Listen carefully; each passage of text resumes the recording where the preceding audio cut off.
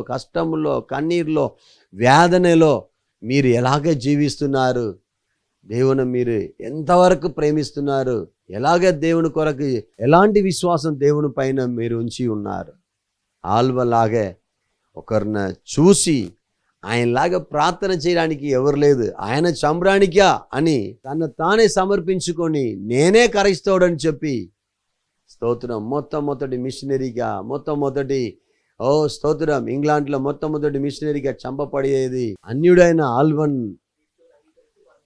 క్రీస్తుని అంగీకరించి మరణించారంటే మీరు నేను ఎలాగ ఉన్నాము బ్రదర్, ఎలా ఉన్నాము సిస్టర్?